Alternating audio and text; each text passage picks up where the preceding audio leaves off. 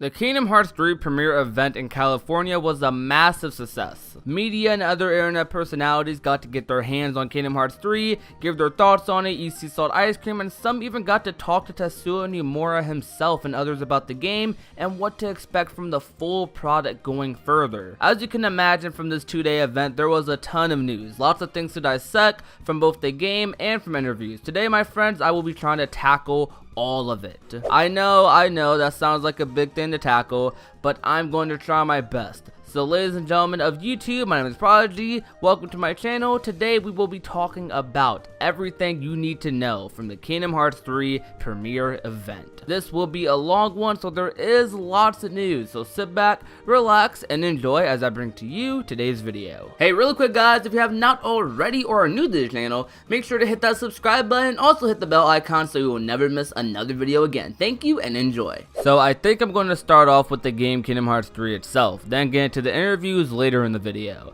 Individuals invited to this event were able to play Kingdom Hearts 3 on both Xbox One and PS4. And yes, they were able to play on Xbox One X and the PS4 Pros, the best versions of both of those consoles, which some say ran at 60 FPS and others say that it was closer to maybe 50, maybe 40s. To me, that sounds like Kingdom Hearts 3 is not as well optimized as it could be, which I'm positive will be fixed in the full game. This is a demo after all. What they were able to play in the demo was the world's Olympus Coliseum and the World Toy Box, which is the newly confirmed name for the Toy Story world. Both of these worlds we have previously seen in Kingdom Hearts 3 trailers in the past. Starting off with Olympus, they were only able to play the Rock Titan boss fight that we've seen countless times in trailers in the past. This was very short, taking them anywhere from 10 to 15 minutes to complete.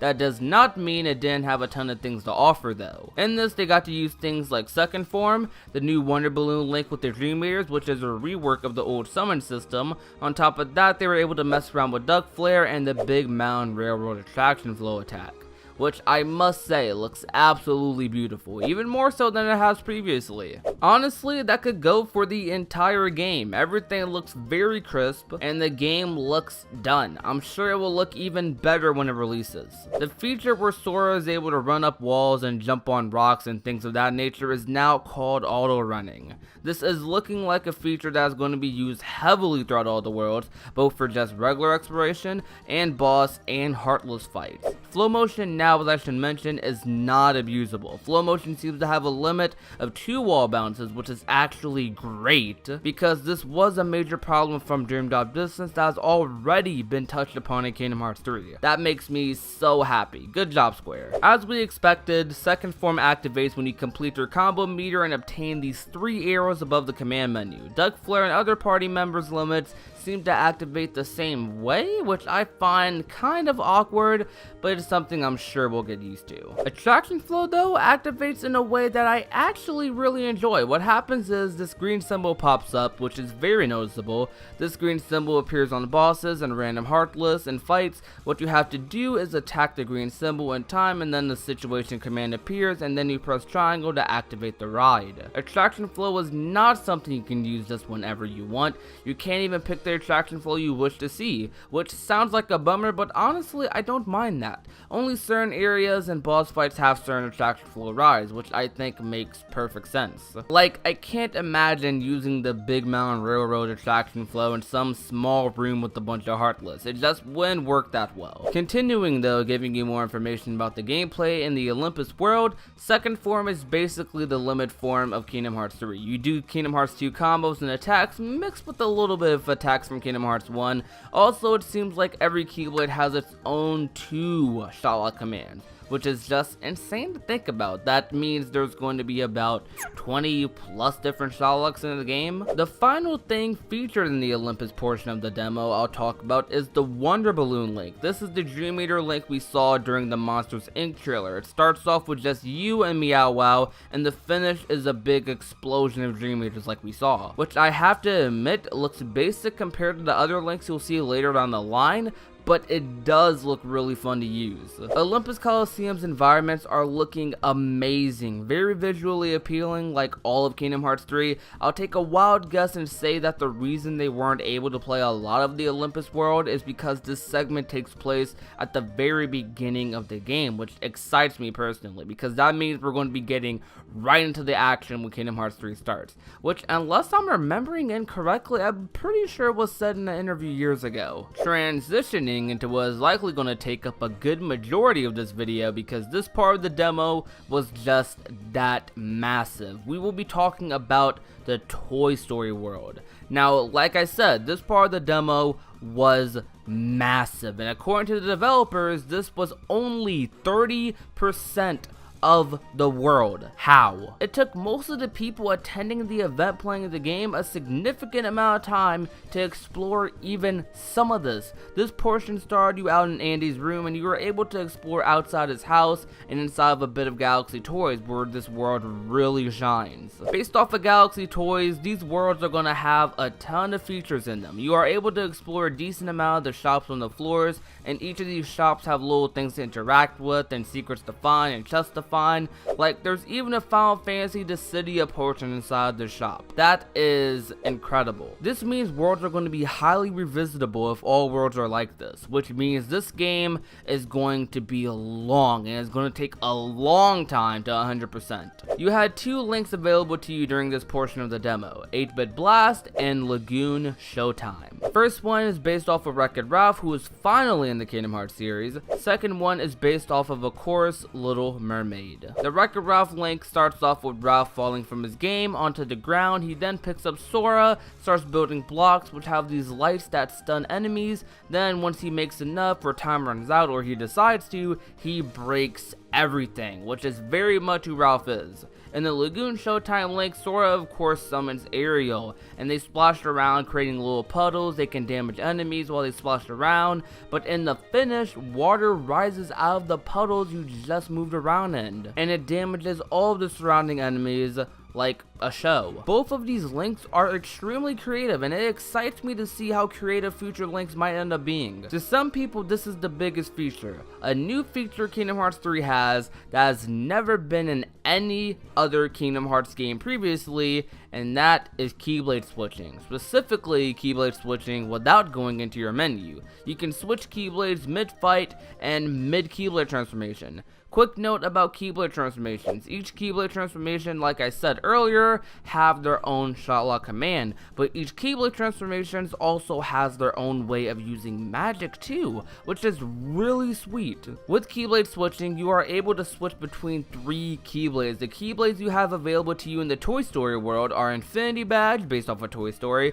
Smile Gear, based off of Monsters Inc., and Ever After, based off of the Tangled world, which from what I'm hearing and seeing is the best Keyblade in this entire demo because it's extremely fun to use. There is a new attraction flow ride which is usable in the Toy Story world called Splash Run. It sounds weird me explaining it to you, but you just have to look at what's on the screen. Speaking of attraction flow, you are able to use multiple of them in this world, like the pirate ship, the teacups, which looked great by the way, and the shooting ride, all of them playing the same as we've seen in previous trailers and looking very fun to use, especially the teacups. I love how in the world you can traverse around through the vents, and an even cooler thing, fighting with the robot figures looks incredibly fun. In this world there's lots of secrets, lots of hidden spots to find chests and such, and I think this might end up being lots of fans' favorite world in the full game. I pretty much covered as much as I felt necessary when it came to the gameplay of both of those parts.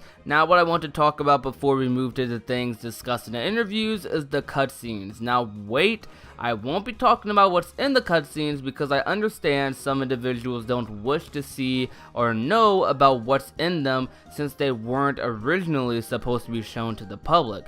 So I will consider making a separate video for those who wish to hear my opinions about the cutscenes leaked. What I will talk about though is the voice acting and overall how characters gel with each other, which I have to say is very heartwarming to listen to. Sora, like usual in Kingdom Hearts, fits right in with everyone. The voice acting is great as well. Speaking of voice acting, text box cutscenes are gone. They disappeared. They have been replaced with actual voice acting scenes, which, oh my gosh, this game just makes me want to tear up, man. I love it.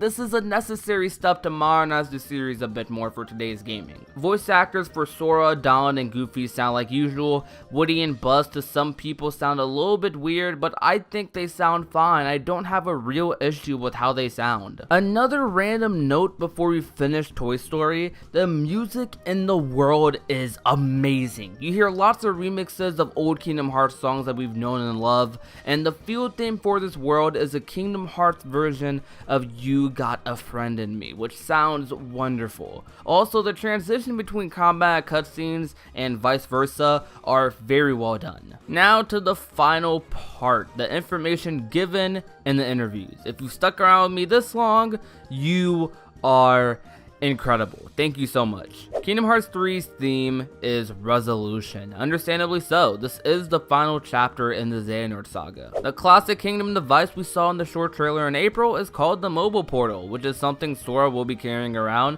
in Kingdom Hearts 3, which will be available early in Kingdom Hearts Union Cross, but there's lots of mini games for this device to unlock in Kingdom Hearts 3. Each link will have its own style of play, as we've seen, which is very good and keeps things fresh and exciting. And I'm gonna go ahead and read the final message from Nomura to you guys. Being able to do our first global demo here in Santa Monica is very special for me personally. That's because I got so much encouragement here from Pixar, and because I referred to the cliffs in the nearby Yosemite National Park when designing the cliffs in Hercules, I got so much inspiration from this place. Jason said this just before too, but when I went to Pixar to plan the Galaxy toys for the Toy Story world, they told me they wanted to make the kind of toy store that only we could design. I feel in my heart that the chemistry between the things inside us and the things in Pixar and the things here in this place came together to create something really fun. I want you to feel it too, and I would be honored if you were to play our game. I'm sure there are many things you still want to know, and next month I think quite a lot of new information will be revealed. I would like to use this event as a chance to get you all excited for next month. Reading those messages makes me so happy. You don't understand how big of a smile that puts on my face. You can hear the passion while reading this. You can feel that they know this game is going to be great. When you have passion for something like this, it shows, and I think it will show in Kingdom Hearts 3 when we play their game. Okay, so I think that's it. Isn't it? I did it, guys. I covered as much as I felt necessary from the Kingdom Hearts 3 premiere event. I really enjoyed making this video. I honestly did. It was a long process, ruined my sleep schedule a bit, but it's what I do to make content for you guys and to further grow my channel. Thank you guys for watching today's video. If you enjoyed, you know what to do. Leave a like letting me know you want more lengthy videos like these. Share the video with a friend or family member to let them know there's another young YouTuber out there that's worth watching and subscribing to.